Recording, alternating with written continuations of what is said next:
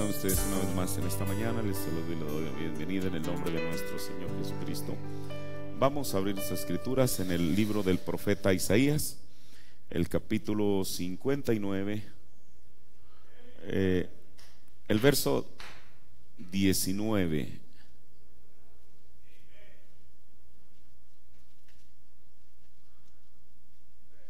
Isaías 59, 19. No sé si ya pudieran apagar el proyector, por favor.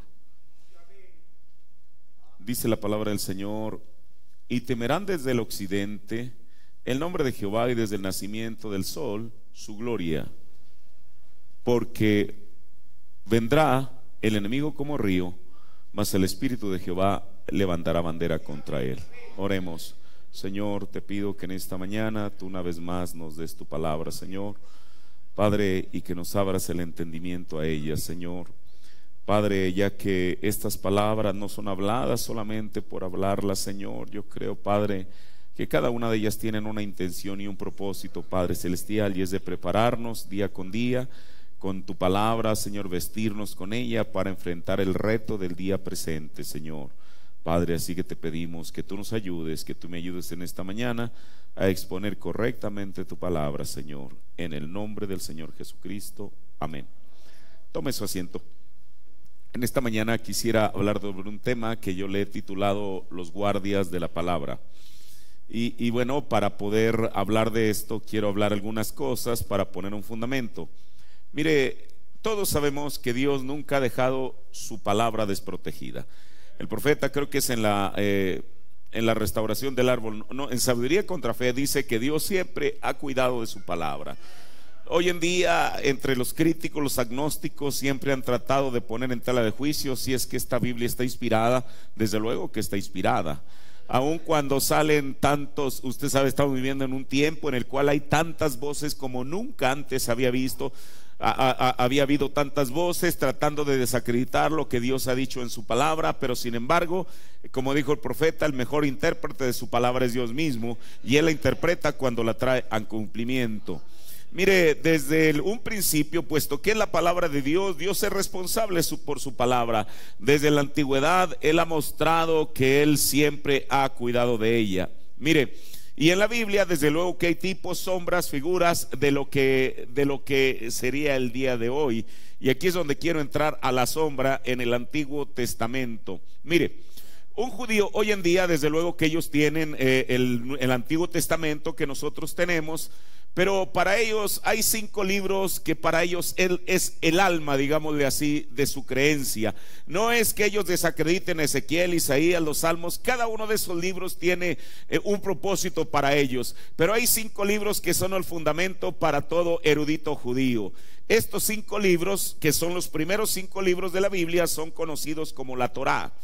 La Torá significa acometer, también significa dar un tiro o dirigir el tiro, eso es lo que quiere decir. De ahí que el significado de Torá es el guía para dar en el blanco, y de ahí se ha entendido como enseñanza, instrucción o como ley en el mundo occidental. O sea, la Torá, los 5 libros de la Biblia es eso. Para el pueblo judío son la enseñanza y son la instrucción. Ahora, pero el profeta dijo que 4 es número de fundamento, no 5. Ahora, mire, aquí es donde uno tiene que tomar y hacer que la Biblia y el mensaje ensamblen, porque son la misma cosa. A veces la gente dice, pero es que usted sabe, la gente trata de pensar que a lo mejor el mensaje no engrana con la Biblia, pero engrana perfectamente, porque vinieron del mismo recurso. El mismo que inspiró a los santos profetas del Antiguo Testamento, el mismo que inspiró a los santos apóstoles del Nuevo Testamento, es el mismo que inspiró al santo profeta de Dios hoy en día. Yo no tengo la menor duda, porque ambas cosas concuerdan. Ahora, mire lo que dice el profeta de Dios. Mire, si para le vuelvo a repetir, si para los judíos los 5 primeros libros, Génesis, Éxodo, Levítico, Números y Deuteronomio, es el alma de su creencia, es el fundamento de su creencia, 5. Pero el profeta de Dios nos ha dicho que 5 es número de gracia, pero 4 es número de fundamento. Entonces, ¿cómo podemos hacer que esto engrane una cosa con otra? Bueno, la única manera que podemos hacerlo es tomar lo que el profeta de Dios dijo.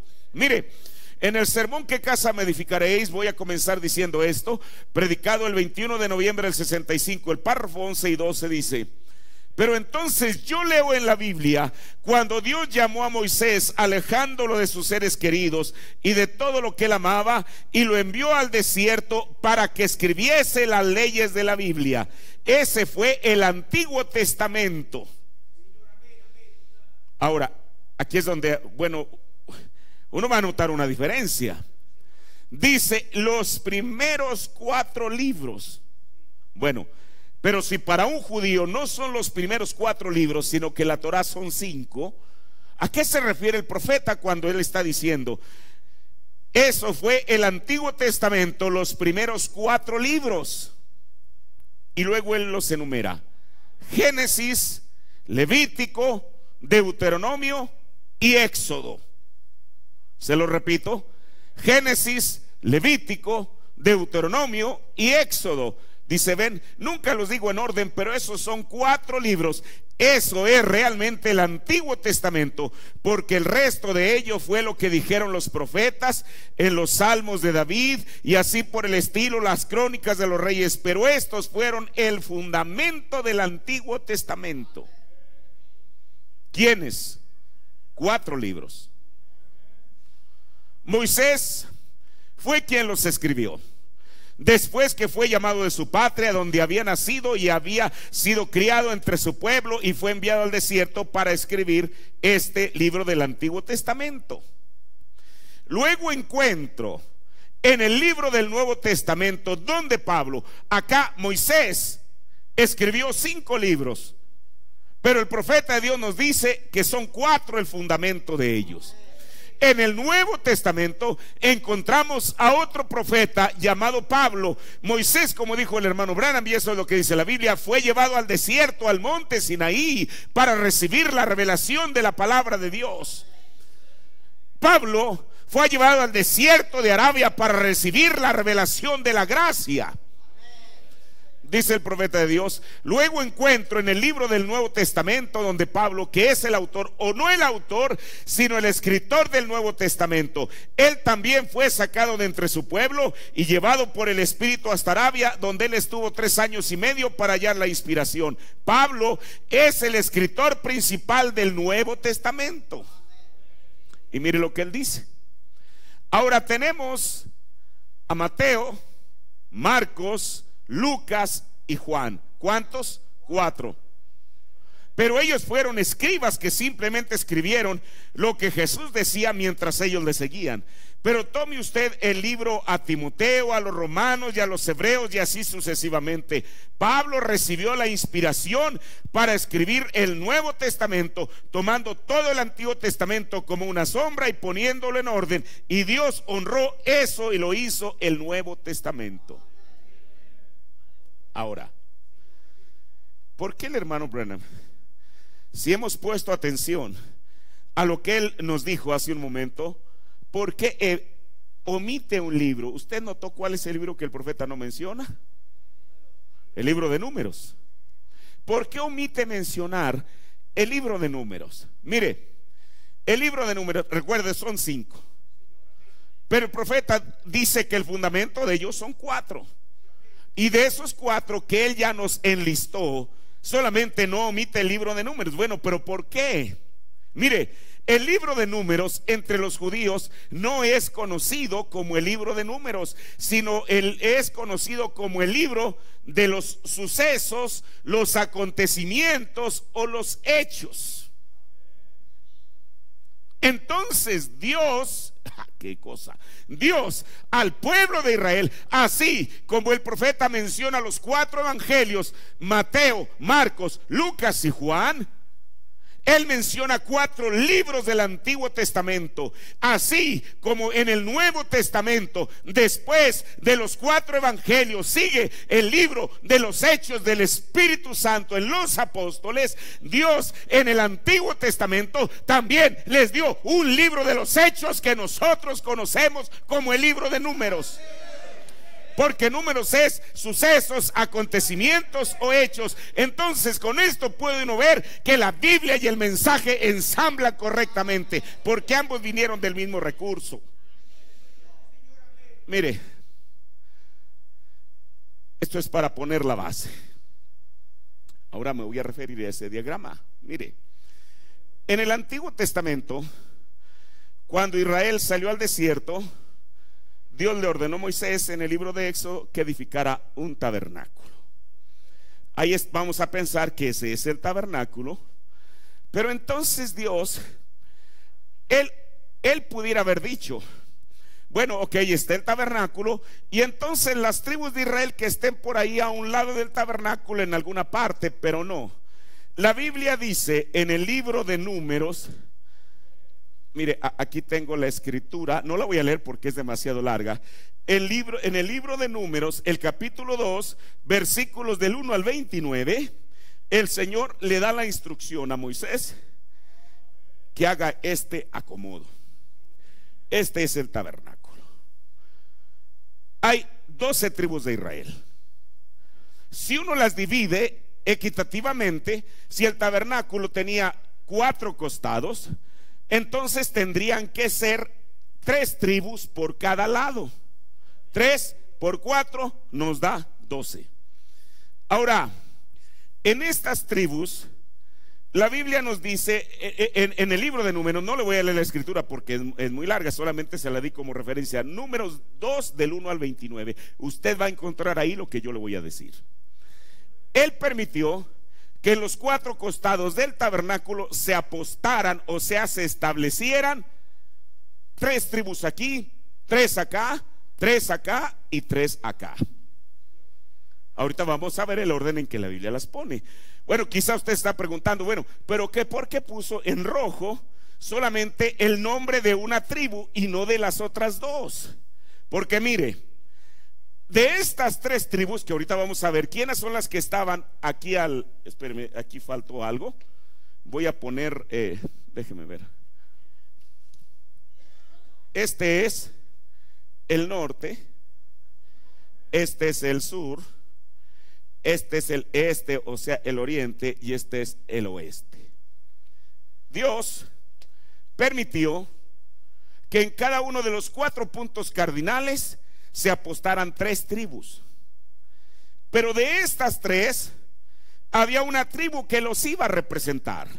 De estas 3 había una tribu que los iba a representar. De estas 3 lo mismo, y de estas 3 lo mismo. Ahora, pero no solamente cada una de estas tribus escritas aquí en color rojo iba a representar a las otras 2, sino que iban a tener un estandarte o una bandera. Ahora, ¿para qué razón es que Dios quiso apostarlas, quiso colocarlas de esa manera? Precisamente para que fueran un resguardo del tabernáculo.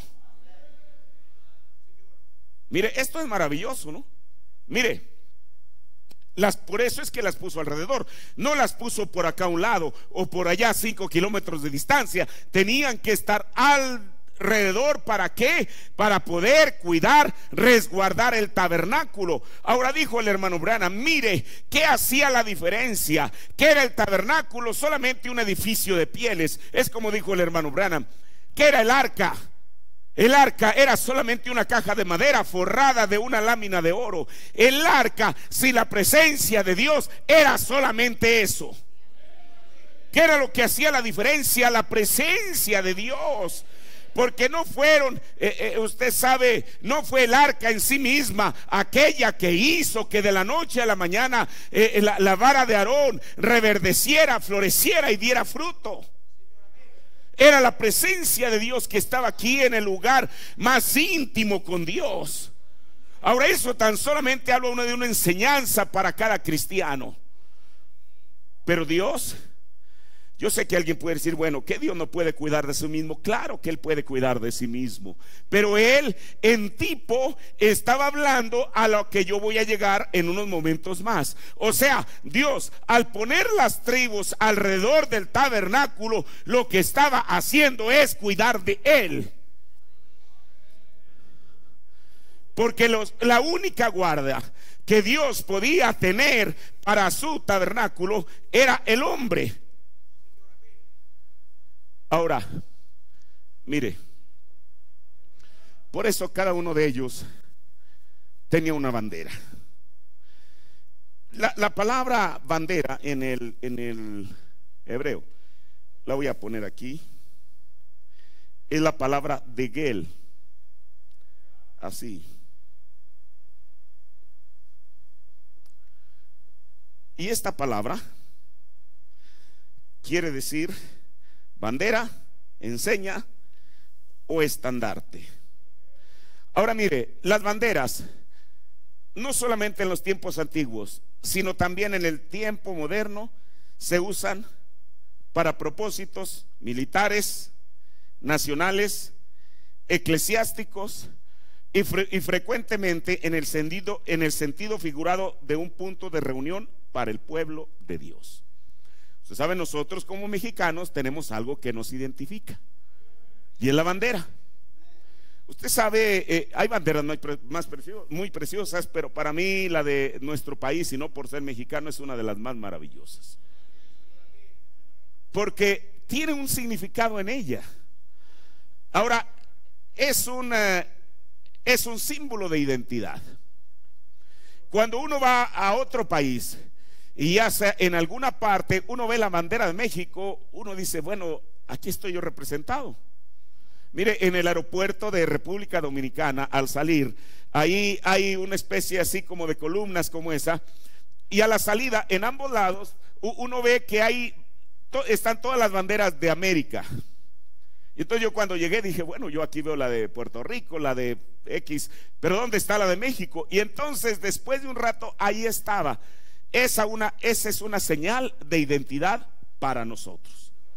O sea, el Señor no solamente quiso que las tribus estuvieran colocadas de esta manera, sino que escuche, no dio 12 banderas como repartirle una bandera para cada tribu, sino que cada tribu que las estaba representando tenía una bandera. O sea, no había 12 banderas alrededor del tabernáculo, sino que solo tenía 4, porque esta tribu estaba representando a las otras tribus que estaban aquí con ella. Esta lo mismo, y así sucesivamente hasta terminar todas las tribus. Ahora, aparte de un símbolo patrio, la bandera también es una señal de identidad. Como le decía, no había 12 banderas, una para cada tribu, sino solo 4 banderas. Siendo que el tabernáculo tenía 4 costados, Dios ordenó que se distribuyeran 3 tribus en cada costado. Y aquí hay algo, esto es importante, hermano. No estaban en la posición que ellos quisieran, sino que la posición fue Dios mismo quien se la asignó. No es cuestión que Judá quisiera estar al norte o que Dan quisiera estar al sur. Fue Dios quien tomó los 4 puntos cardinales y les dijo: 3 tribus van a estar en el este, 3 tribus en el oriente, 3 tribus en el norte y 3 tribus en el sur. Pero cada una tenía un representante. Comencemos en el oriente, que es el este. Aquí estaba Judá. Junto con Judá estaban Isaacar y Zabulón en este costado.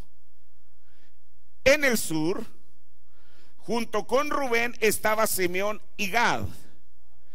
En el occidente estaba Efraín, y junto con Efraín estaba Manasés y Benjamín. Y finalmente en el norte estaba Dan, y con Dan estaba Aser y Neftalí. Así es como estaban distribuidas las 12 tribus, pero cada tribu, estas 3, tenían un solo representante, y ese solo representante tenía una bandera. Ahora el profeta nos explica cuál era la bandera de cada representante de cada tribu. Mire, en Apocalipsis capítulo 4, parte 1, párrafos 69 al 70, dice el profeta: ahora nosotros vemos allí, trataré como de espiritualizarlo aquí o dibujárselos por medio de mi mano, que había 4 esquinas de la manera que Israel acampaba. Ellos ponían el arca en el centro Y en los 4 lados de la tienda había 3 tribus de Israel. 3, 4 son 12, o 4, 3 mejor dicho 12. Y cada 3 tenían una cabeza, y cada cabeza de la tribu. Uno de ellos era Rubén. Él siempre acampaba al sur. Él era la cabeza de hombre. Aquí hay algo. O sea, Rubén estaba al sur, junto con sus otras 2 tribus. Y ellos tenían una identidad, con una bandera. Usted sabe, una bandera, aparte de tener colores, bueno, hay unas que solamente tienen franjas o distintos colores, pero muchas de esas banderas tienen un escudo. Nosotros lo entendemos. El escudo de la bandera mexicana es el verde, blanco y rojo, perdón, en los colores, y el escudo es el águila devorando a la serpiente. Ellos, en esta bandera, el escudo que ellos tenían era la imagen, la cabeza de un hombre. Ahora mire, Dios fue el que diseñó la figura que había de tener esa bandera como una identidad. Recuerde, dice, uno de ellos era Rubén. Él siempre acampaba al sur. Él era la cabeza de hombre. O sea, la bandera, el escudo de Rubén era ¿qué? La cabeza de un hombre. Y Efraín estaba al oeste, con 3 tribus. Él era el buey. O sea, el escudo de la bandera de Efraín, que era un buey. Luego, en el este estaba Judá, el cual es el león. O sea, Judá, en su bandera, el escudo que tenía era un león. Y en el norte estaba Dan, el cual era águila. Hermano, esto es maravilloso. O sea, en los 4 costados había 4 banderas, y cada bandera tenía un escudo. Estaba el hombre, el buey, el león y el águila. Ahora, esto fue Dios quien lo buscó. A él nadie le sugirió, ni le dijo: Señor, ¿por qué no pones tú esta figura en esta bandera? Dios en su mente estaba pensando no solamente en las 4 banderas y su escudo, sino que él estaba pensando en el día presente. Ahora, bueno, ya estamos aquí. Ya identificamos que cada una de ellos tiene una bandera, 4 banderas con 4 escudos, y cada escudo teniendo una figura. Eso ya lo entendemos. Pero ¿cuál era el propósito? Ya lo dije, pero ahora voy a tomar lo que el profeta dice. ¿Cuál era el propósito de aquellas 12 tribus que acamparan alrededor del tabernáculo? En Apocalipsis capítulo 4, parte 3, predicado el 8 de enero del 61, párrafo 3:23, dice el profeta. Aquí dice misericordia, y luego él deletrea P-R-O-P-I-C-A-T-O-R-I-O, propiciatorio.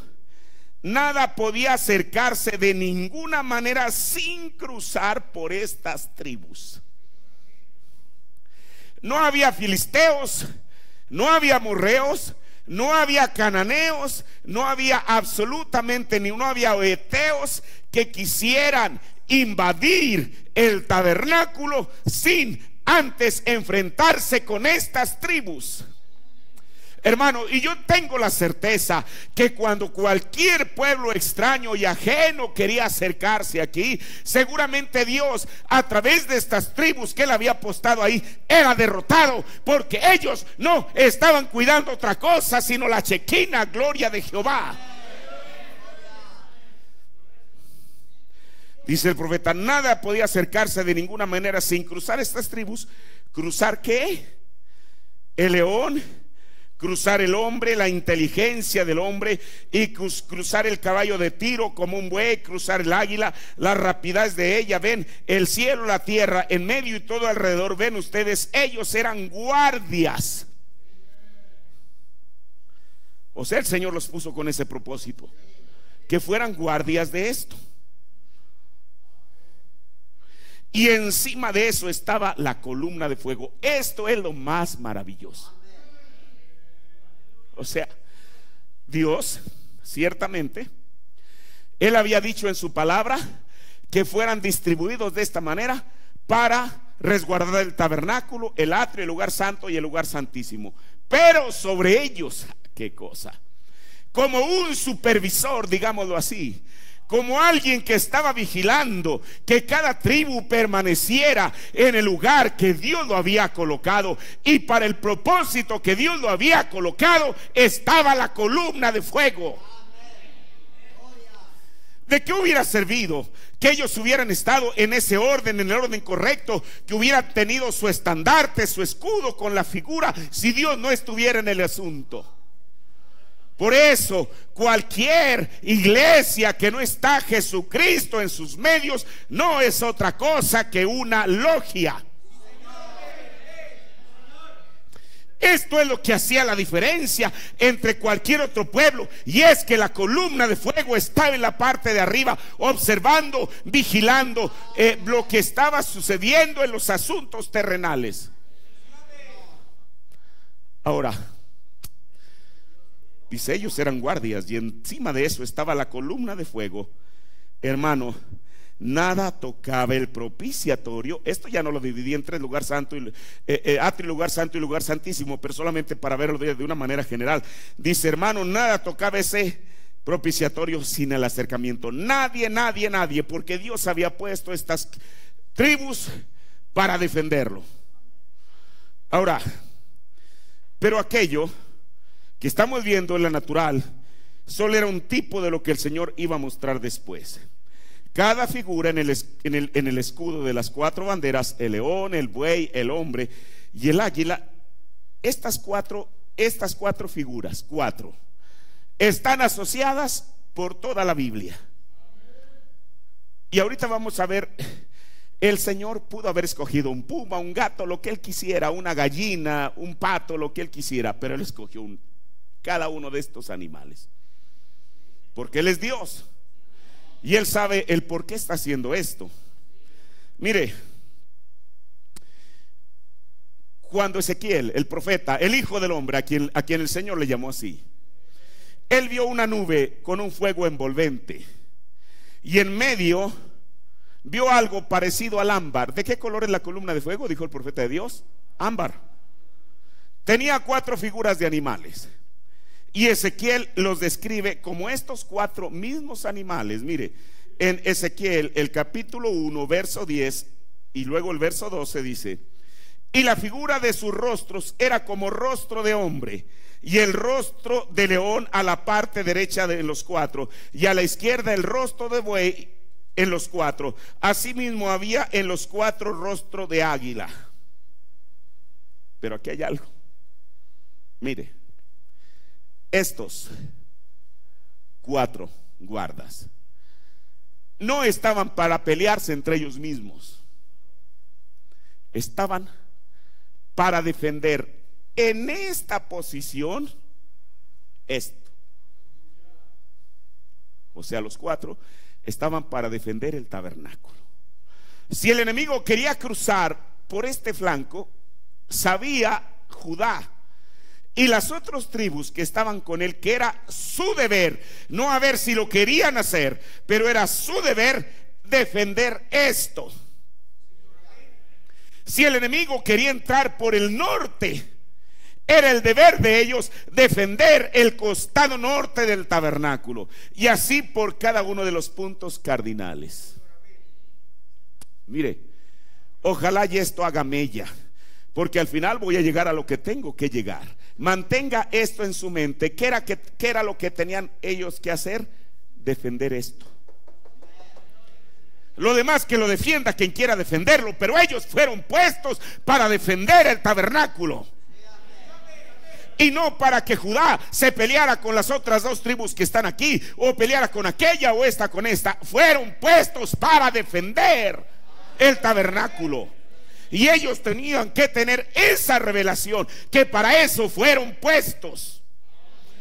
Por eso la ley es la ley, y la ley es para cumplirse. Dios no se los dejó bajo su libre albedrío a ver si querían hacerlo o no, lo debían de hacer. Por eso dice la Biblia, ahora leo el versículo 12 de Ezequiel 1: y cada uno caminaba derecho de su rostro hacia donde el Espíritu era que andaban, cuando andaban no se volvían. O sea, en otras palabras, dijo el profeta, caminaban en una misma dirección. Mire, el hermano Branham dice en Apocalipsis capítulo 4 parte 3, predicado el 8 de enero 61, párrafo 69, no podían darse vuelta. O sea, para estos de los que habla Ezequiel, de los 4 animales, o sea, tenían que caminar directos. Si iban en esta dirección, iban como un hombre yendo en esta dirección. Iban como un águila yendo en esta dirección. Iban como un buey yendo en esta dirección. Yendo en esta dirección. Iban como un león. Ellos no podían ir hacia atrás, porque Jesús dijo que aquel, y esto no solamente se refiere al laico, se refiere al ministerio también, aquel que habiendo tomado el arado mira hacia atrás, no es digno de arar. Ellos no podían ir hacia atrás, también tenían que ir hacia adelante, hacia todas partes que iban. Cada una de esas bestias. Ahora, ¿qué es lo que significaban bestia en la Biblia? Poder. Muy bien, significa un poder. Esto es en Ezequiel. En el Nuevo Testamento, cuando Juan está en la isla de Patmos, pero en una etapa específica de la serie de visiones que él vio, y es cuando en Apocalipsis capítulo 4 a Juan se le dice: sube acá. Él deja ver lo que estaba sucediendo en las edades de la iglesia en el capítulo 2 y 3 de Apocalipsis, desde Éxodo a la Odisea. Es llevado de la atmósfera terrenal y es subido a una atmósfera celestial. ¿Y qué es lo primero que ve? Lo primero que ve es un trono. Y en medio del trono estaba uno, y alrededor del trono estaban 24 ancianos. Mire, está maravilloso. Ahora en Katsina acabamos de hablar del tema la recompensa prometida. El profeta nos dijo que de esos 24 ancianos, 12 son los 12 patriarcas y 12 son los 12 apóstoles. En el entendido, hermano, que en el Antiguo Testamento, no todos los 12 patriarcas que comenzaron no son los mismos que vemos en Apocalipsis, porque en el trayecto hubo remociones. ¿Sabe lo que es remover a alguien? Quitar a alguien. Las tribus que se fueron bajo la idolatría, no importaba si eran cabezas de tribu, el Señor los removió y puso a alguien en su lugar. En el Nuevo Testamento, los 12 apóstoles, Judas traicionó a Jesús, fue removido, y Dios puso no a Matías, puso a Pablo. Y al final ellos son los que aparecen en Apocalipsis. Judas no aparece ahí, ni Matías tampoco, es Pablo el que aparece.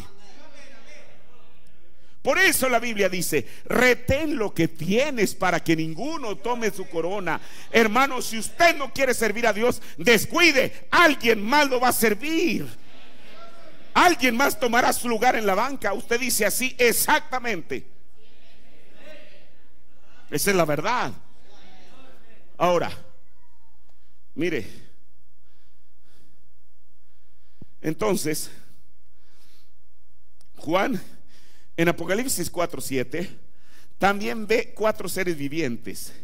La Biblia en la versión antigua les llama animales. Mire, en Apocalipsis 4:7 dice: y el primer animal era semejante a un león, que estaban alrededor del trono, y el segundo animal semejante a un becerro, el tercer animal tenía la cara de hombre, y el cuarto animal semejante a un águila volando. O sea, los mismos que aparecen en los 4 escudos de las 4 banderas de estas tribus de Israel son los mismos que el profeta Ezequiel ve en la visión. O sea, esos 4 seres vienen cabalgando por toda la Biblia desde el principio hasta el fin.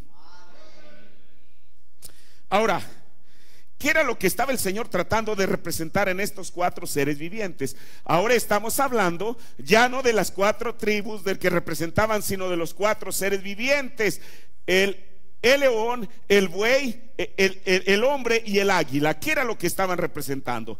El profeta dice que ahí la palabra ser viviente en el griego es la palabra son. Bueno, si usted ha leído la revelación de Jesucristo, sabe que eso es verdad. S-O-N, que quiere decir animal viviente. Dijo, hay una gran diferencia entre la palabra terión, que es la que habla de una bestia indómita en Apocalipsis 13 y en Apocalipsis 17, pero aquí son cuatro, o sea, son cuatro seres vivientes. El profeta de Dios dice en el sermón Preguntas y Respuestas sobre Hebreos, parte 3, predicado el 10 de octubre del 57, párrafo 383 al 385.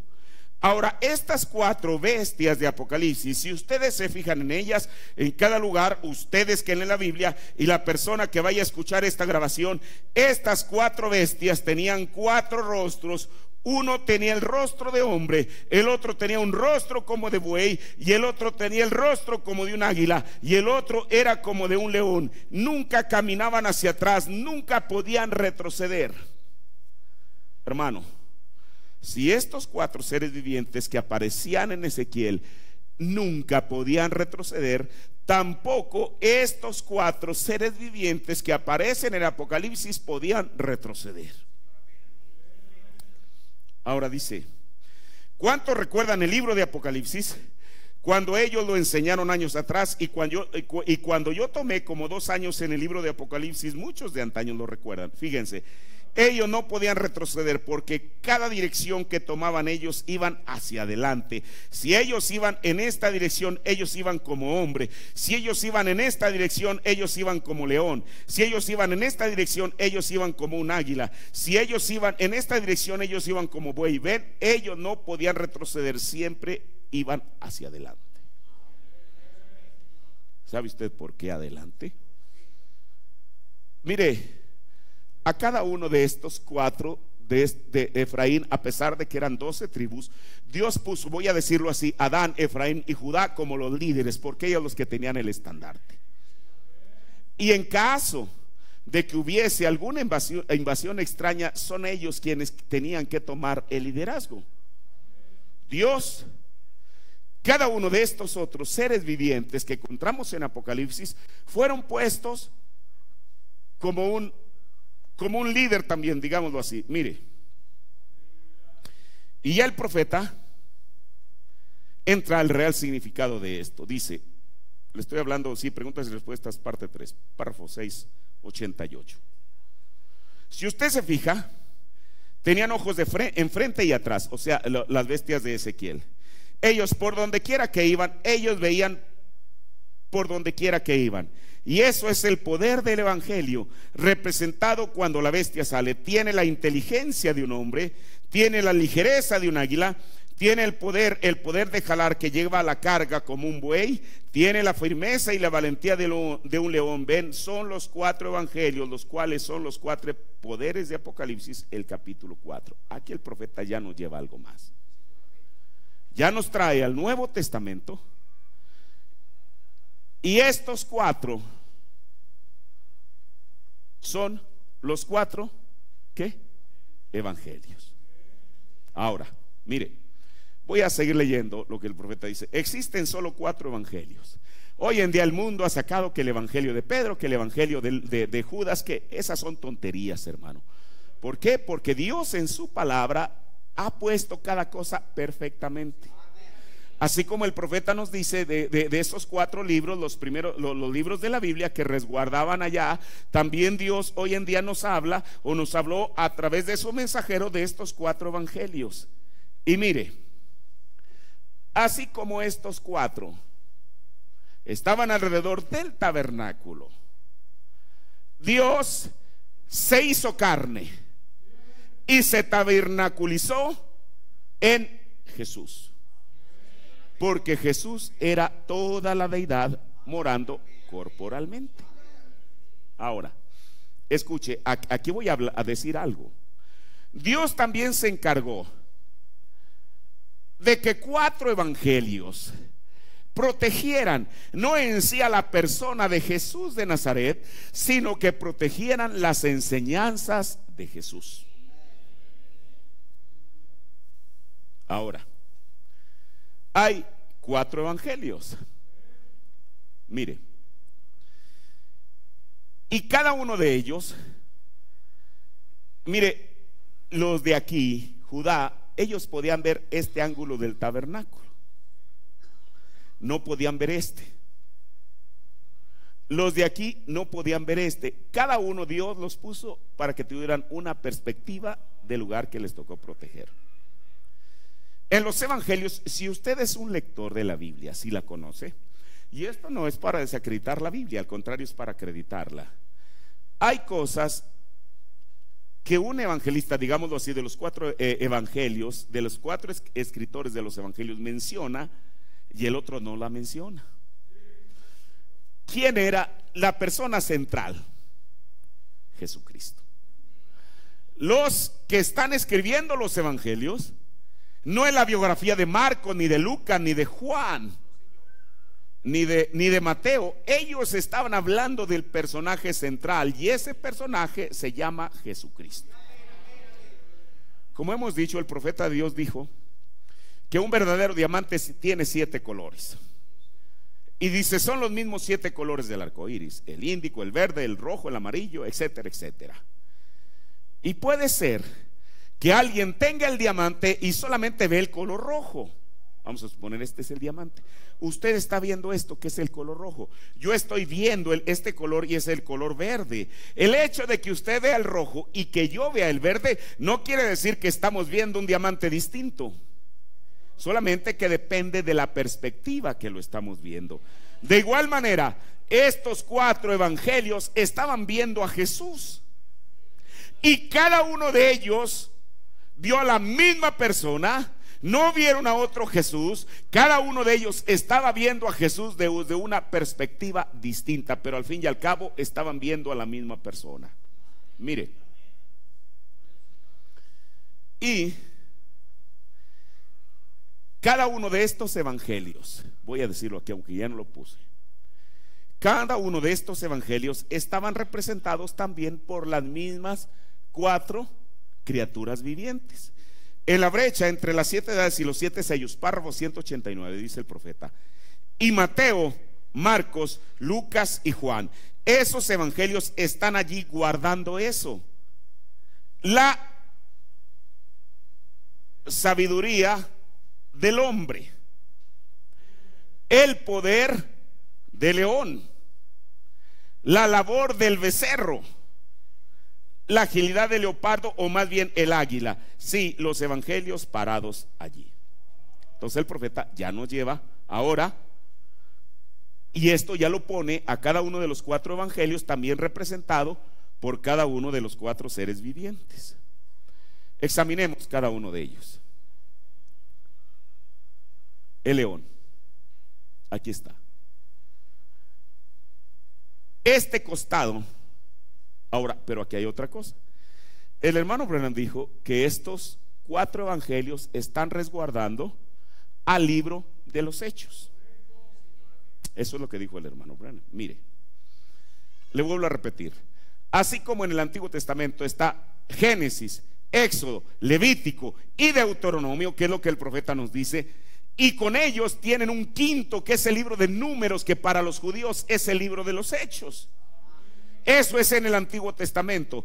En el Nuevo Testamento tenemos a Mateo, a Marcos, a Lucas y a Juan. 4, pero estos 4 están resguardando a este quinto, lo cual es los hechos, como bien lo dijo el profeta de Dios, los hechos del Espíritu Santo en los apóstoles. Ahora mire, comencemos con cada uno de ellos. Tomemos a Mateo. Aquí yo lo voy a escribir. Ok, a Mateo. Aquí voy a poner a Mateo. Mateo representa a Jesús, no él mismo. Mateo está representando a Mateo como el león. Mire, uno puede tomar, la gente aquí en el mensaje y esa citan, y es verdad porque el profeta lo citó, que Jesús vino en 3 títulos de hijo. Y eso es verdad. Hijo de Dios, hijo del hombre e hijo de David. Pero en la revelación de Jesucristo y en alguno de los sermones de la serie de las 70 semanas, el profeta dijo que son 4. Que Jesús vino con 4 títulos de hijo: hijo de Dios, hijo del hombre, hijo de Abraham e hijo de David. Precisamente Mateo 1:1 comienza identificando a Jesús como Jesús, hijo de Abraham, porque era uno de los títulos. Ahora, mire, estudiemos a Mateo. Ahora este ya no es el tabernáculo, sino que es el libro de los Hechos. Mateo está representado como el león. Pero escuche, Mateo estaba viendo a Jesús, y él, como vio a Jesús, lo vio como rey. Pero aquí hay una cosa: si este Mateo está representado por un león, cualquier persona que pueda estudiar un poco respecto a estos animales sabe que el león es el rey de las bestias salvajes. No porque es el de mayor tamaño. ¿Cuántos han leído que el profeta dice que él, cuando estuvo en África, usted sabe, si usted compara el tamaño de un león, yo no sé, puede ser que llegue aquí, con el tamaño de un elefante, de un elefante, bueno, el tamaño y el peso de un elefante pues es mucho más que un león. Pero dijo el profeta de Dios: yo he estado en África, y cuando el león ruge, y eso es lo que dijo el Señor en el libro de Amós, si el león ruge, ¿quién no va a temer? Dijo el profeta de Dios: yo he estado en África, y mientras está el bullicio, los leones, las jirafas, cualquier animal haciendo el ruido gutural que ellos pueden hacer, incluso los grillos, dijo, pero usted deje que el león ruja, y hasta los grillos, mire, guardan silencio. ¿Quién les dijo: ey, dejen de hacer ruido? No. Dios le dio a él, como el rey de las bestias salvajes, la autoridad de tan solamente rugir, y todo el mundo guarda silencio. El cual está representado en Mateo. Ahora, veamos el siguiente: Marcos.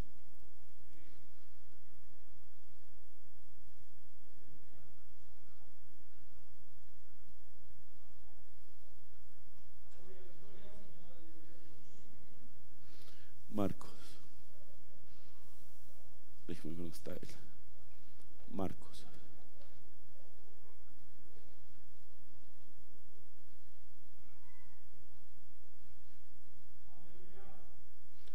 Marcos.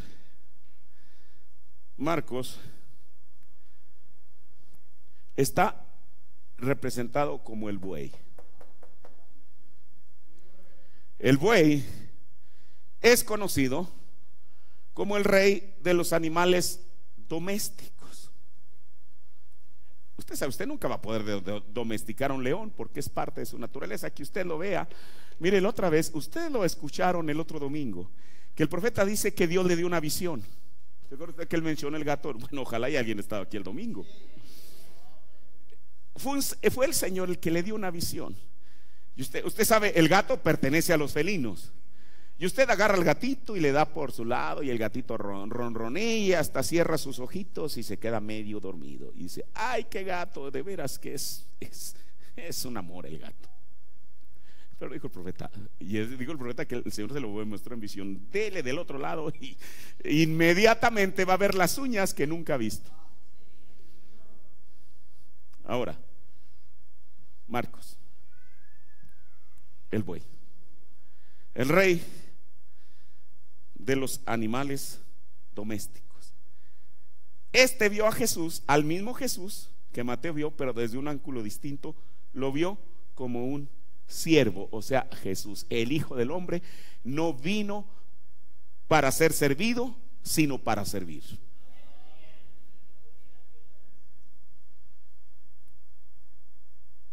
El cuarto o el tercero. El tercero es Lucas.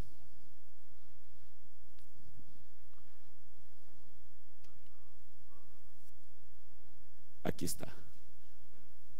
Lucas. Lucas habla del mismo Jesús, y él vio a Jesús como hombre. El profeta nos dijo que Lucas dijo: porque como esto será cuando el Hijo del Hombre se manifestará. Lucas 17:30. Por eso Lucas, mire, y Dios fue tan exacto. Yo no conozco el carácter de ellos, pero leyendo el evangelio de Lucas, digamos, es el evangelio humano. Porque el Lucas, si usted lo lee desde Lucas 1, es más, mire, voy a decirle algo. Aquí está Lucas y aquí está Mateo. Mateo comienza su evangelio hablando de la genealogía de Jesús. ¿Es verdad? Pero él lo lleva, escuche, desde Abraham hasta Jesús. Desde Abraham. Y eso ahí está en la Biblia. Lucas, estos dos fueron los únicos que hablan de la genealogía terrenal de Jesús. Mire, Mateo, siendo judío, para cualquier judío su referencia en este día es Abraham. Mire, si Dios me permite, a partir del próximo año voy a predicar sobre un tema precisamente sobre los judíos, el endurecimiento de Israel en parte. Y yo he estado estudiando eso, cómo es que los judíos, su referencia es Abraham, punto. Bueno, pero que antes de Abraham no había nada. Y quiero decirle algo, el profeta de Dios nos dijo, y él la verdad dijo, que Abraham no era judío, Abraham era gentil.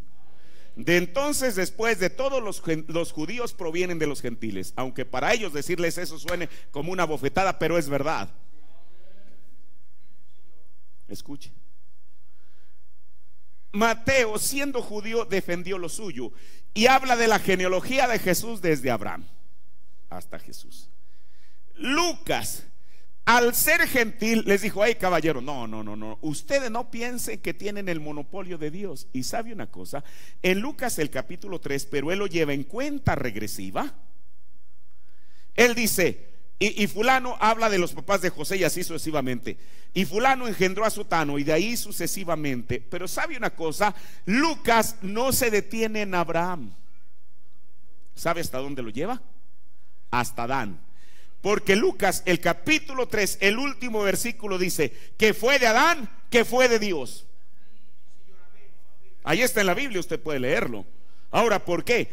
Porque estos siendo Mateo siendo judío, él solamente quería reclamar la genealogía de Jesucristo desde Abraham, pero Lucas fue más allá. Pero quiero decirle algo, hubo otro, el cual es Juan. Juan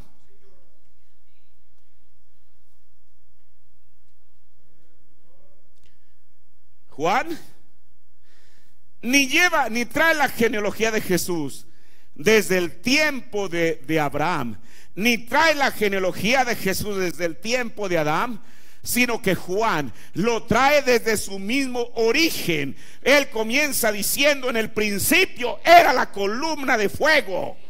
El Logos es la columna de fuego, el verbo. En el principio era la columna de fuego, y la columna de fuego era Dios, y la columna de fuego estaba con Dios, y la columna de fuego era Dios. Pero lo más maravilloso, y la columna de fuego vino y se hizo carne y habitó entre nosotros.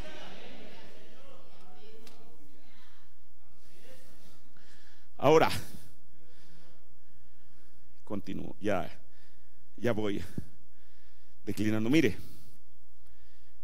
entonces me queda en Lucas. Él es representado como hombre. El hombre es conocido como el rey de la creación. El hombre es el único que ha logrado dominar a todos los otros seres terrenales, donde quiera que estén y como quiera que se llamen. Y él resguardaba el lado sur, y él vio a Jesús como hombre. Finalmente tenemos a Juan. Juan, que resguardaba el lado norte.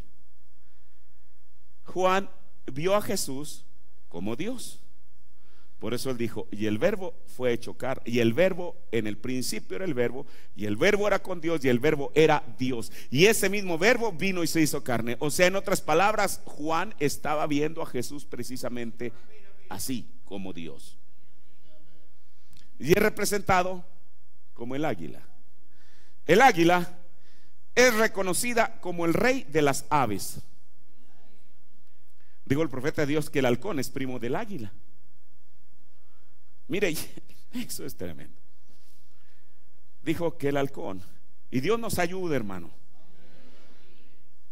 Si el halcón tiene alas, tiene pico, es más, si usted los ve, usted necesita ser un buen conocedor para decir este es águila y este es halcón. El águila, siendo un ave que podía volar, el halcón también, él nunca se acostumbró a posarse en un poste y esperar que el auto pasara por la carretera, que se atravesara un coyote, que lo impactara, que lo lanzara a un lado y entonces ir a comer de aquel animal muerto de días. No, el águila, mire, por eso es malísimo, es malo cuando un cristiano pierde su identidad. El águila nunca ha perdido su identidad desde que Dios la crió. Ella, y el profeta nos lo dijo, tiene una vista que ningún otro animal tiene. Dijo, y puede subir tan alto porque está diseñado para aguantar la presión. ¿Cuántas veces la gente, porque no le saludaron de mano, ya se da por ofendido, ofendida y amenaza con no regresar? Hermano, ¿qué será eso en comparación cuando venga lo bueno? Cuando venga la apretura. Ahora sí se necesita no el dicho, sino el hecho de que sea un águila. Porque el profeta dijo en apartando la mirada hacia Jesús que la presión va a venir. Y el águila, quien Dios la diseñó, no es el mismo, es Dios quien lo diseñó. Por eso el profeta dijo en la estatura de un varón perfecto, hermano, no nos incrustemos plumas de pavo real o de cualquier otra ave. Las plumas salen, no se incrustan. Si somos águilas de Dios, entonces estamos diseñados para soportar la presión. Eso no es fabricación humana, es una naturaleza que Dios pone. Entonces, mire, por eso el águila está representada, o Juan está representado como el águila, el cual es el rey de las aves. Dijo el profeta, si el halcón quisiera ir a las alturas donde un ave, donde un águila va, dijo, mire, porque aquí hay algo. Usted sabe que una persona, el ser humano, aun si quiere entrar a las profundidades del océano, tiene que ir protegido. No es cuestión de que lleve un visor y aquí su tubo que le suministre aire. Tiene que ir protegido, porque entre más abajo entre, la presión es mayor. Pero también, entre más, ¿por qué cree usted que los aviones todos van presurizados? Porque entre más arriba esté, la presión es mayor, el oxígeno falta. Por eso dijo el profeta, si el halcón intentara seguir al águila, decir, yo soy igual, si yo puedo llegar. Dijo el profeta, va a llegar el momento en que va a explotar. Eso no es lo que yo dije, es lo que el profeta dijo. Ahora, por eso Juan está aquí representado como el águila, el rey de las aves. El profeta de Dios dice en Apocalipsis capítulo 4, parte 3, párrafo 368, vaya, la puerta del sur está protegida por el buey. Bueno, aquí lo dice de otra manera, en la otra parte lo dice de otra manera. La puerta del norte está protegida por el león, quiero decir la puerta del este, y la puerta del norte está protegida por el águila volando. Juan el evangelista, entonces el médico está en este lado, Lucas el hombre. Ahora, pero en el Nuevo Testamento, ¿qué es lo que resguardan estos? Lucas, Mateo, Juan y Marcos.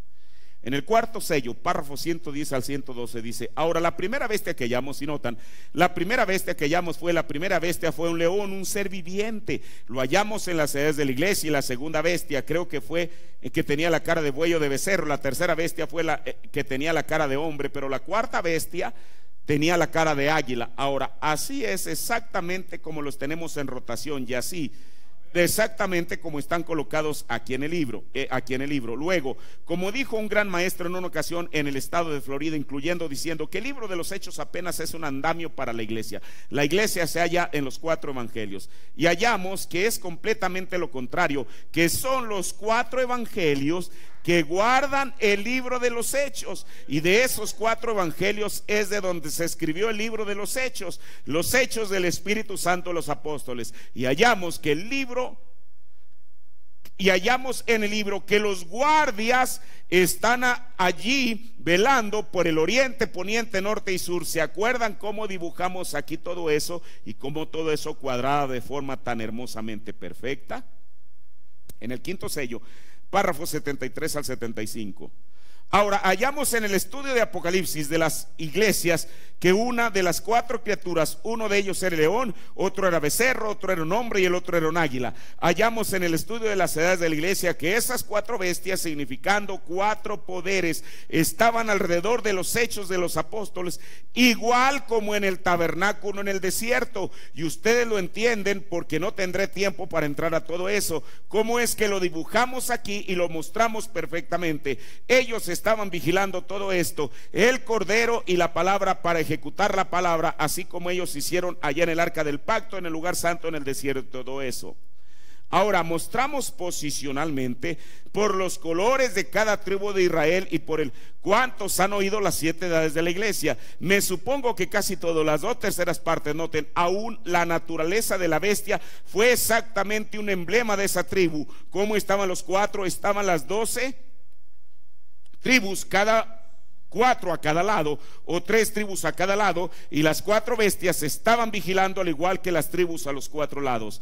Y cuando fuimos y vimos los evangelios y mostramos exactamente cuando uno entraba en el arca, estaban cuidando el arca, el pacto. Luego hallamos que el pacto de la nueva iglesia es su representación sobre la tierra del Espíritu Santo.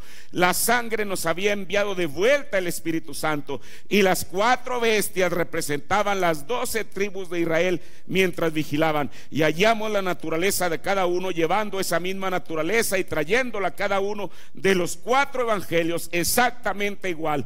Uno habló como el león, otro habló como buey y el otro. Los 4 evangelios, ahí están, los 4 evangelios son la protección del Espíritu Santo. Amén.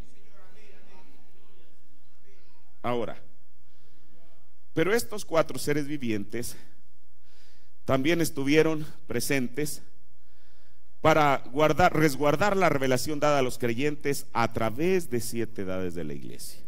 Mire, por eso yo tomé la escritura de Isaías, donde dice que cuando el enemigo venga como un río, el Espíritu de Jehová levantará bandera en contra de él.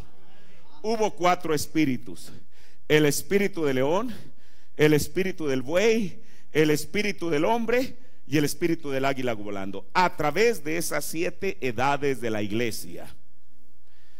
Cuando la iglesia comienza en el libro de los Hechos, el diablo inmediatamente se dio cuenta, y entonces fue a combatir aquella revelación que Dios les había dado a aquellos creyentes.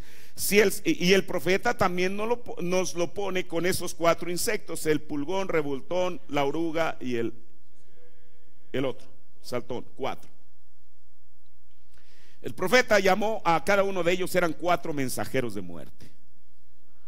Pero si había 4 mensajeros de muerte, eso usted lo encuentra en la restauración del árbol novia, tenía que haber 4 mensajeros de vida para combatirlos. Y Dios no se equivocó, porque cada uno de esos mensajeros salió de una forma distinta. El primero salió como un caballo blanco, como el espíritu del anticristo. Aún los teólogos hoy en día, el diablo los engañó y confunden ese caballo blanco con Cristo. Pero se necesitaba un profeta para poder decirnos quién es ese caballo blanco. El jinete es el anticristo, porque dijo el profeta, traía un arco pero no traía flechas. Ahora, cuando sale ese espíritu en el caballo, del caballo blanco, Dios tenía que enviar otro espíritu más potente para poder combatirlo, y ese fue el espíritu de león. Por eso Pablo sale en la primera edad como león para defender la revelación que le fue dada a levantar esa bandera en contra del jinete del caballo blanco. Entonces Satanás vio que él no podía seguir cabalgando toda la vida en un caballo blanco. ¿Qué es lo que hace? Dijo el profeta, era el mismo jinete pero cambiando de caballo. Después de ahí sale en un caballo rojo, bermejo, color sangre. Y Dios no se iba a quedar cruzado de brazos ante lo que estaba sucediendo en su iglesia. Mire, si Satanás había cambiado su estrategia, Jesucristo tenía que cambiarla. Y entonces Dios envía otro. Mire, por eso es que en Éfeso Él dijo: ya has probado a los que se dicen ser apóstoles y no lo son, y los has hallado mentirosos. Dijo el hermano Branham, dijo, ¿qué autoridad tenían los efesios para probar a aquellos apóstoles? Dijo, pero no eran ellos probándolos, es que habían contrastado la enseñanza de estos que se decían ser apóstoles con la enseñanza de Pablo. Y ellos estaban ciertos que Pablo dijo, no como una escritura para repetir, sino como una escritura para ser revelada, aun si un ángel del cielo viene y predica algo distinto. Aún Pablo dijo, si yo mismo como el mensajero de la primera edad viniese y predicar algo distinto, sea anatema, sea maldito. Por eso ellos, los efesios, mire, y los efesios no era la gran congregación, los efesios eran apenas 12. Eso es lo que dice la Biblia. Pero esos 12 se separaron y les dijeron, ustedes son mentirosos, son pseudoapóstoles. ¿Por qué? Porque no están diciendo lo que el mensajero Pablo dijo. Hermano, y esa sigue siendo la regla de oro en esta mañana. Porque dice la Biblia que si alguien hable, debe de hablar conforme a la ley y conforme al testimonio. Y si no habla, y la palabra ley en el Antiguo Testamento es doctrina, enseñanza. Si alguien va a hablar conforme a la doctrina, y si no habla conforme a la doctrina traída a través de un profeta, es porque no hay luz en él, como dice en inglés, o sea en español, porque no le ha amanecido. Ahora, si el anticristo sale montado en un caballo bermejo, Dios levanta un mensajero llamado Martín, que ya no sale como un león, sino que sale como un buey, porque el buey es un animal de sacrificio. Ahora ya no era cuestión de salir ahí para tratar de combatirlo, no, porque Jesús había dicho que si el grano de trigo no cae en tierra y muere y se pudre, entonces solo queda. Por eso es que ese grano de trigo tenía que ser sepultado en Éfeso, Esmirna, Pérgamo, dijo el profeta, y fue en Tiatira. Tuvo 1000 años para pudrirse. Pero entonces en Sardis, aquel grano de trigo comienza a mostrar 2 hojitas.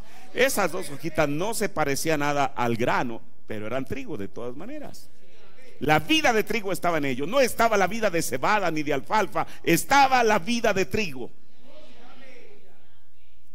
Ahora, entonces, la novia de esas edades yendo voluntariamente a ofrecerse en sacrificio y así contrarrestar al jinete del caballo bermejo. Viene la siguiente edad, que es la edad del oscurantismo. La edad del oscurantismo es la edad de la ignorancia. ¿Por qué? Porque la iglesia les había cerrado la palabra, que es la única luz, y la había puesto debajo.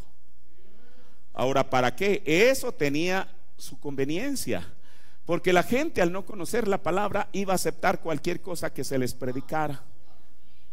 Hermano, hoy en día, lo voy a decir en el sentido correcto, si usted es ignorante es porque quiere seguir siendo ignorante.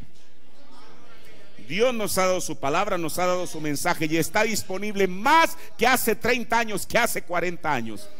Cuando yo vine al mensaje, hermano, uno encontraba un solo folleto y uno, hermano, lo abrazaba. En aquel tiempo no había. Es más, yo tenía una pequeña maquinita Olivetti de escribir y mientras daba clase estaba ahí, pedía un folleto prestado y yo lo estaba transcribiendo en hojas de máquina. ¿Por qué? Porque no había. Yo le digo a los hermanos que en aquel tiempo yo hice mis propias 7 edades de la iglesia. Había un solo libro y lo tenía el pastor. ¿Qué fue lo que le dije? Hermano, préstemelo. Y en una grabadora, los cassettes que tenía de música mundana, dije, bueno, estos cassettes yo les tengo que dar un uso. De 2 hice uno y los metí en su caja. Esa grabadora tenía un pequeño micrófono y estaba yo leyendo la revelación de Jesucristo que Dios le dio, y yo tenía mis propias cintas de las edades de la iglesia, porque no había. Hoy en día nosotros tenemos algo más que eso. Tenemos la palabra. Y no solamente aquí en la iglesia, usted en cualquier momento puede estar escuchándola. Así que hoy en día ya no estamos en la edad del oscurantismo. Mire la razón. Y a veces no es culpa del ministro, es culpa de la gente que, como desconocen el mensaje, cualquier cosa que escucha se la comen. Y ahorita voy a llegar a eso.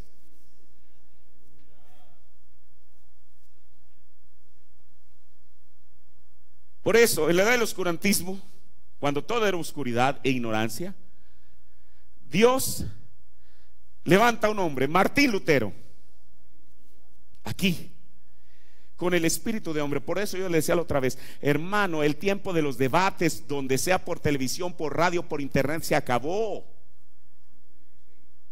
¿Cómo es posible que uno se quiera regresar a 3 edades pasadas? Esto fue en la edad de Lutero. Efectivamente, como usted lo ve en la película, el debate, a ver quién se puede defender. Y al final de cuentas, pues cada quien se iba con igual.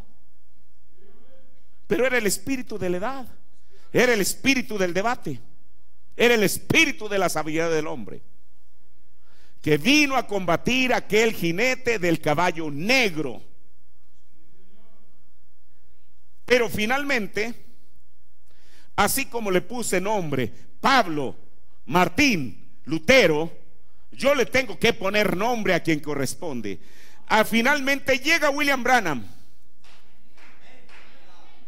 como el águila volando, con la mayor revelación que ha venido a este mundo. Por eso no en balde Apocalipsis 18, y no se escandalice con lo que dice la Biblia.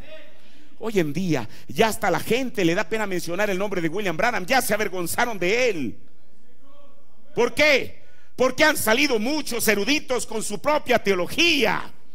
Les parece humillante citar lo que dijo un profeta.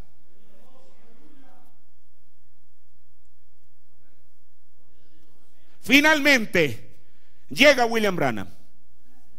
Por eso la Biblia en Apocalipsis 18 que dice que cuando ese ángel apareció, la tierra fue alumbrada de su gloria. Que alguien que se escandalice con eso, que le quite ese versículo, parte de ese versículo a la Biblia, que lo borra o se lo corte. Si la Biblia dice que la tierra fue iluminada de su gloria, ¿por qué tengo que quitarle el mérito yo?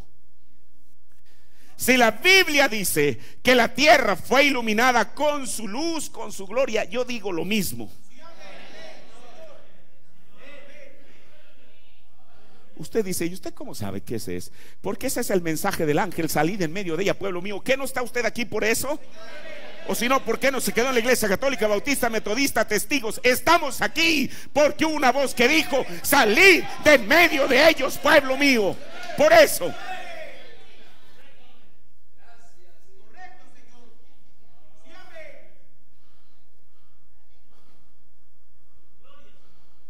Ahora, pero no solamente trajo la revelación, sino que vino a atar los cabos sueltos que dejaron los reformadores a través de las edades, y trayendo la mayor revelación para contrarrestar a ese jinete de caballo amarillo pálido que es llamado muerte.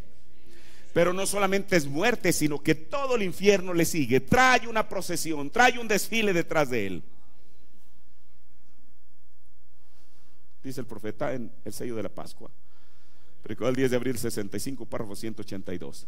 Como fue en los días de Noé, así será en la venida del Hijo del Hombre. Ellos estaban comiendo, viviendo, casándose, dándose en casamiento. Y como fue en los días de Lot, así será en las horas que el Hijo del Hombre será revelado en la tierra. Ya no más Hijo de Dios, sino Hijo del Hombre. Regresa como el mensaje profético para el último día, cuando esa águila estará volando, no el león, no el becerro en la edad del sacrificio, ¿ven?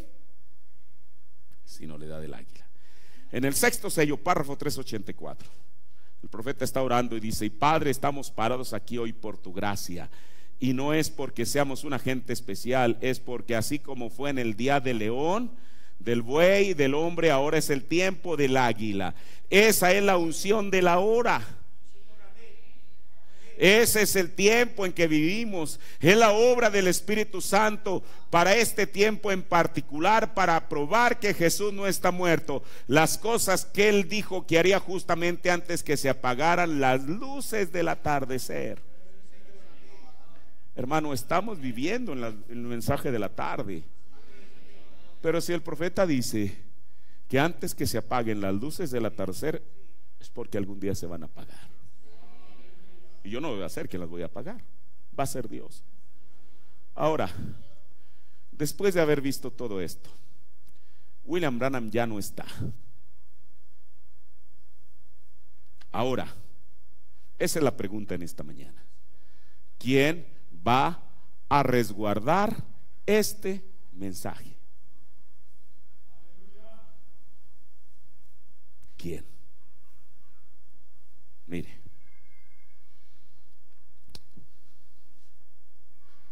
Dios una vez más ha dejado 4 seres vivientes: el león, representando al apóstol;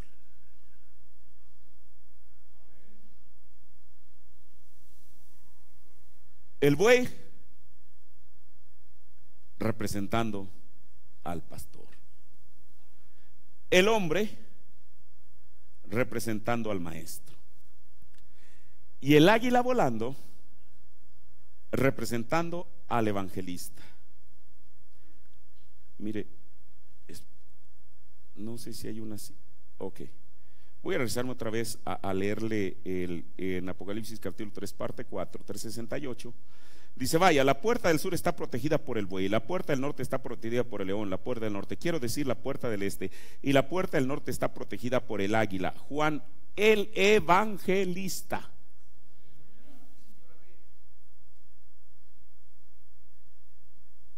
Dios trajo un mensaje a través de un profeta, y eso es lo que el ministerio quíntuple hoy en día debe de estar predicando: el mensaje que Dios trajo a través de su siervo. Porque estos ministerios son los que Dios ha puesto para proteger el mensaje que Dios ha traído. Bueno, paradójicamente a veces, y yo no digo que, porque mire, el asunto es que siempre hacemos énfasis, es que los predicadores que están predicando cosas falsas. Bueno, pero la ley del contraste a mí me enseña algo. Si alguien predica una cosa falsa, es porque alguien en alguna otra parte está predicando la cosa verdadera. No nos equivoquemos también, hermano. Es como yo le decía a la gente, dice: todos los que van a la iglesia son cizaña. Pues la persona esa es la vista que tiene. Hermano, si yo esta mañana tuviera ese pensamiento que toda la iglesia es cizaña, estoy perdiendo el tiempo. Pero yo sé que hay ovejas del Señor. Esa es la verdad. Si yo dijera, me enfrascar, es que todos son predicadores falsos, claro que no. Tiene que haber alguien, ministros, estoy refiriendo ministros, que tienen que resguardar el mensaje. Cada uno de ellos resguardando en el lugar que Dios los puso. Por eso el profeta dijo, mire, y ojalá lo entendamos, que los ministerios no se mezclan. No puede resguardar ni resguardar ni resguardar cada quien en la posición que Dios lo puso. Por eso estos 4 ministerios, así como los seres vivientes de Ezequiel Los 4 seres vivientes que vio Ezequiel tienen que caminar en una misma dirección. Por eso, hermano, este es un reto para el ministerio. No sé qué tanto uno ha entendido o ha estado consciente de eso, uno como ministro, que uno tiene que caminar en la misma dirección.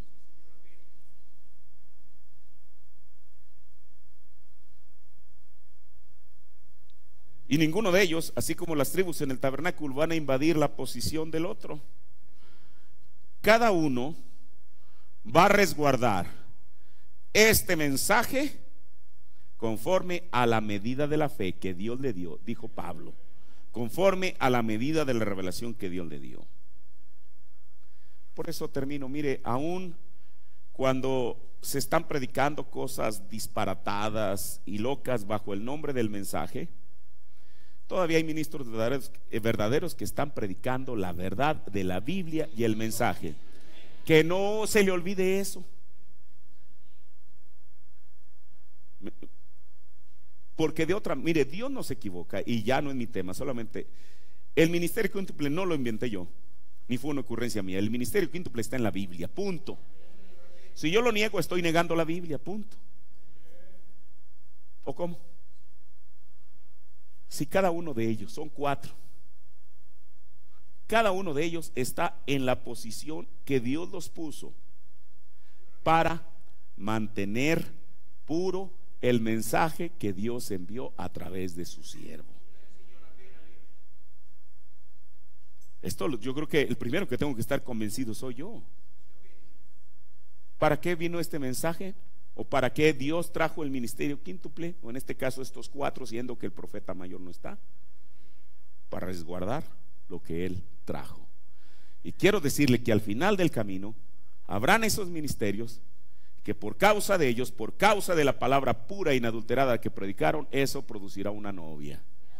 ¿Se acuerda usted que en una ocasión prediqué un tema? Malaquías 4 produce Efesios 4 y Efesios 4 produce Apocalipsis 4. O sea, un profeta produce un ministerio quíntuple y un ministerio quíntuple produce una novia lista para el rapto. Eso es. Así que yo espero que en esta mañana podamos haber entendido estos guardas de la palabra de Dios desde el principio hasta hoy, en esta mañana y en este momento y en este día. Dios sigue teniendo ministerios que van a encargarse de eso. Negarlos es negar la Biblia, y si uno niega la Biblia, hermano, pues entonces está uno exactamente igual que en la condición anterior. Puestos de pie, yo le espero que el Señor nos revele estas cosas en su palabra y que ellas realmente nos hagan, ahora sí, como dijo Jesús, que no solo de pan vivirá el hombre, sino de toda palabra que sale de la boca de Dios. Oremos. Padre, yo te agradezco, Señor, en esta mañana, mi Dios, por tu palabra, Señor Jesús. Como Dios, a través de las edades, aún desde el Antiguo Testamento, y todo cuadra, todo va en línea perfectamente, Señor. Tú pusiste aquellas tribus, Señor Jesús, Padre Celestial, para resguardar, Señor, tu tabernáculo. Después, Padre, los evangelistas, aquellos que sirvieron el evangelio, Señor, para resguardar el libro de los Hechos. Estos 4 poderes, Señor, a través de las edades, para resguardar a tu iglesia, Señor Jesús. Pero Padre, también hoy en día hay un ministerio, Señor. Padre, por eso nosotros no estamos aquí, al menos yo, Señor. Lo que hablo no lo hablo pensando a cuántas personas voy a impresionar, Señor Jesús, sino, Padre, como ministro es mi deber y estoy obligado a ti, Señor, a ser fiel a tu palabra, a ser fiel a tu mensaje, Señor, a traer tu palabra, Padre Celestial, en la manera que tu profeta la trajo, Señor Jesús. Padre, de tal manera que tu iglesia se pueda aparejar y estar lista para tu pronta venida. Señor, que esta palabra se quede en nuestros corazones, Señor, en el nombre de nuestro Señor Jesucristo. Amén. Gloria a Dios. Entonamos una alabanza, hermanos. Esta alabanza tan preciosa.